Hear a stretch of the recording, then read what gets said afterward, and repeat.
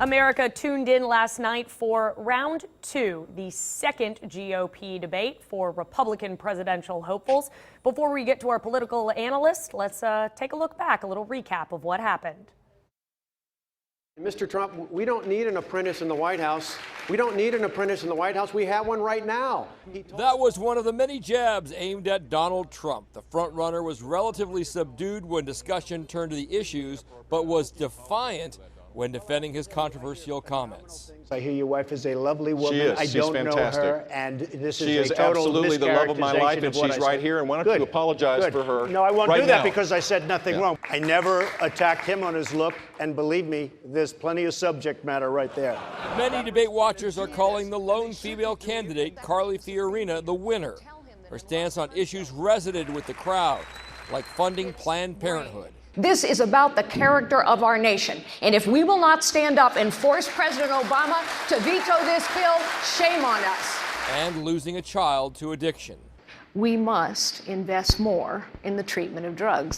There were many candidates on the stage, but Donald Trump got the most time to talk. Dr. Ben Carson, who is polling second to Trump in the latest CBS New York Times poll, got an awkward high five from the frontrunner when talking about Iraq.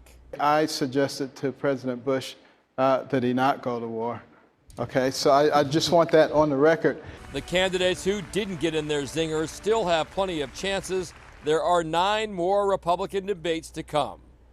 Reporting from Simi Valley, California, I'm Paul Verkaman. I am joined now by our political analyst, Peter Roussel. Mr. Roussel has decades of experience in politics, including 2 tours of duty in the White House and also service as an assistant to Presidents Ford and President Reagan. Currently, he's an instructor at Sam Houston State University, and often, like right about now, he is a television commentator. Mr. Roussel, thank you so much for being here with us. Thank you, Kathleen. And you know, you hear a lot on television today about analysts being political experts. If you find somebody that you think is a political expert, would you steer them to me, please? I'd love to meet them. I will send them right over to you. Until then, we'll just call you an analyst. This is an inexact science. I don't think there is such thing as an expert. Hey, that's a great point right there. But we'll ask you for a little bit of your subjective analysis, maybe, based on all those objective facts you know. First off, based on what you expected out of these 11 top-tier candidates, whose performance surprised you the most, either negatively or positively? Well, I guess I'm kind of a little apart from a lot of observers of this. Maybe it's because I've seen so much of it. To me, these aren't debates. Where's the debate in all this? What it is to me is a series of questions to individuals that it's kind of like an interview for the job of the presidency. And everybody's got a 1-minute speech, which is their basic talking points. Whatever the subject of the question is, if you notice, if you listen carefully, they quickly get off of that and on to the points they want to make. Now, that's just my overall take on the process. No, I don't disagree with you. It does seem like they pretty quickly veer into their canned responses that they've come up with their focus groups. But let's talk about some answers that they gave, whether planned or not. Carly Fiorina and Ben Carson, those are our non-politician politicians. How did they prove, or how did they not prove, that they can play the game maybe as well as these more experienced contenders? Well, you know what I think we're having right now up to this point, this so far, and mind you, the words are so far, I don't think this is a campaign about policy or party. I think so far it's been a campaign about personality and performance. And that's the era we're living in now. I think we're going through a major sea change, and we're seeing it unfold right before our eyes as to how presidential campaigns are conducted. And the proof of that up to this point is just what you just asked about. You've got Donald Trump, Carly Fiorina, and Ben Carson as the top tier 3 candidates. Notice who everybody else is. It's all the politicians or former politicians. And I'm one who thinks this has been kind of coming along now for some time.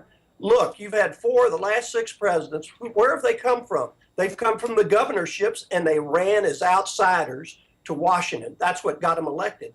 Well, now even the governors are considered part of the establishment, I think, by the voters, and therefore we've gone to the next step, which is the public saying, or at least the people that are so far following this election, we want people who have nothing to do with Washington or government.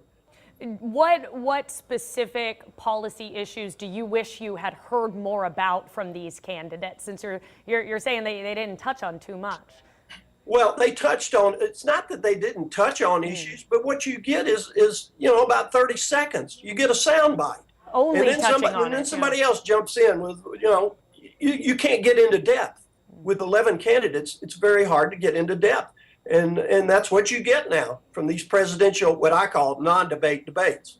Non-debate debates. I bet there are a lot of folks out there who agree with you. Well, maybe we'll start seeing some real conversations once this pool lessens a little bit and we have fewer candidates up on this stage. Peter Roussel joining us from Sam Houston State University. Mr. Roussel, thank you so much once again for your political analysis. Stay tuned. Hey, all day on Facebook, we've been asking you to join the conversation. Who do you think won the debate? You can log on to Facebook, go to facebook.com/KBTX Media, answer that question. Tell us why you think that candidate won the debate, and we could feature your response right here on First News at 4.